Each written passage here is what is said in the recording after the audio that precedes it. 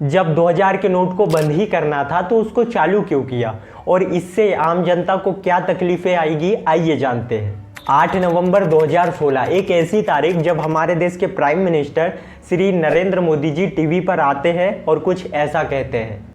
आज मध्यरात्रि यानी 8 नवंबर 2016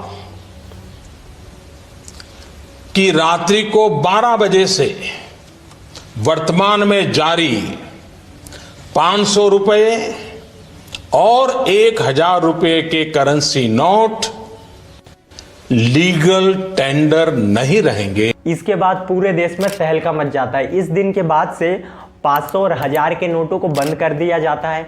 मतलब कि 500 और 1000 के नोट इस दिन के बाद महज एक कागज के टुकड़े बन के रह जाते हैं। वैसे तो ये डिसीजन ब्लैक मनी को बाहर निकालने के लिए किया गया था और ये डिसीजन वैसे सही भी साबित हुआ। बहुत सारा पैसा लोगों ने जो छुपाया था वो बाहर निकला। इसके बाद इनकम टैक्स ने कई रेड्स मारी जिसमें करोड़ों रुपए बरामद हुए ब्लैक मनी का। जैसे पश्चिम बंगाल के ex education minister Partha Chatterjee के यहाँ से बहुत सारा पैसा मिला, 50 करोड़ रुपए मिले और ये सब 2000 के नोटों में थे। कानपुर में परफ्यूम ट्रेडर पीयूष जैन के यहाँ से 257 करोड़ रुपए मिले। हैदराबाद की एक दवाई कंपनी के यहाँ से 140 करोड़ रुपए मिले और जगह जगह पर बहुत सारा ब्लैक मनी बरामद हुआ। आपकी जानकारी के लिए बता दूं कि 2021 में जितना भी ब्लैक मनी के थ्रू पैसा मिला है गवर्नमेंट को या इनकम टैक्स को, उसमें जो 60% पैसा है वो सारे 2000 के नोटों में है। तो गवर्नमेंट के डिमोनेटाइजेशन से ब्लैक मनी तो बहुत मिला, लेकिन इससे सबसे ज़्यादा तकलीफ हुई आम जनता को। उनको 500 और 1000 के नोट जमा करने के लिए खाली 10,000 या 20,000 जो उनके घर में थे वो जमा करने के लिए उनको 2 दिन 3 दिन वेट करना पड़ा। घंटों घंटों तक वेट करते थे क्योंकि लाइनें इतनी बड़ी थी, आप फोटोज़ में देख सकते हैं। लेकिन इस बार ऐसा कुछ भी नहीं हुआ क्योंकि इसके रिगार्डिंग आरबीआई ने पहले एक ट्वीट किया है जिसमें उन्होंने 2000 के नोटों के बारे में बताया है कि जिसके भी पास 2000 के नोट हो वो 23 मई से 30 सितंबर तक अपने नोट बैंक में जमा कर सकते हैं। या फिर आरबीआई की जो देश भर में 19 रीजनल ऑफिसेज है आप उसमें भी ये 2000 के नोटों को जमा कर सकते हैं। लेकिन इसमें एक कंडीशन है कि आप एक दिन में केवल 20,000 रुपये ही जमा कर सकते हैं। मतलब 2000 के 10 नोट ही एक दिन में जमा कर सकते हैं। लेकिन अगर आप 2000 के नोट देकर 500 और 100 के एक्सचेंज करवाना चाहते हो तो आप ये कितना भी अमाउंट कर सकते हैं। लेकिन एक सबसे बड़ा क्वेश्चन कि आरबीआई ने ऐसा किया क्यों। देखो मैं इसको सीधा सिंपल भाषा में बताता हूँ। हमारे इंडियन मार्केट में वैसे भी 2000 के नोट का यूज़ आपने कम ही देखा होगा क्योंकि 2000 के नोट का यूज़ मिडिल क्लास इंसान बहुत कम करता है और इसका मार्केट में छुट्टा भी नहीं मिलता। बहुत तकलीफ आती है, छुट्टा ही नहीं देता कोई।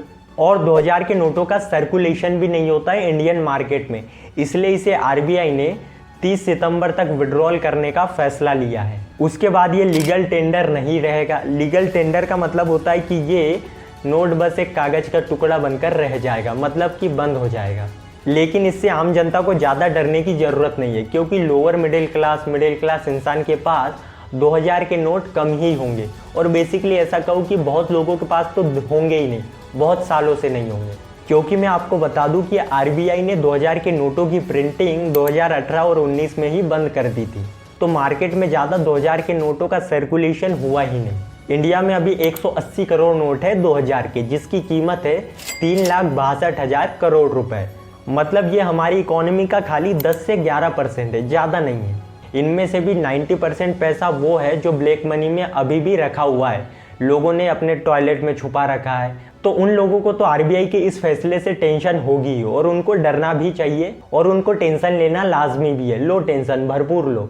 लेकिन आम जनता को इससे ज़्यादा डरने की ज़रूरत नहीं है। अगर आप बैंक में इसको जमा नहीं करना चाहते और कुछ खरीदना चाहते हैं तो आप उसको रिटेल स्टोर जैसे डीमार्ट हो गया, सुपरमार्केट हो गया या बड़े बड़े मॉल्स हो गए, आप इसमें 2000 के नोटों को देकर कुछ भी खरीद सकते हैं और इसमें आपका पूरा 2000 का नोट चलेगा। ऐसा नहीं कि पिछले बार जैसा हुआ था ना, जैसे 500 और 100 के नोट जब बंद हुए थे तो लोगों ने इसमें कमीशन काटना शुरू कर दिया था। जैसे अगर 500 का नोट एक्सचेंज करवाना है तो उसके 400 ही मिलेंगे। ये मैंने खुद किया है इसलिए बता रहा हूँ। लेकिन इस बार कमीशन नहीं कटेगा। 2000 का नोट जो आपका है वो 2000 में ही चलेगा। अब इसको थोड़ा वर्ल्ड वाइड कंपेयर करते हैं कि वाकई में इंडियन मार्केट में क्या 2000 के नोट की ज़रूरत है?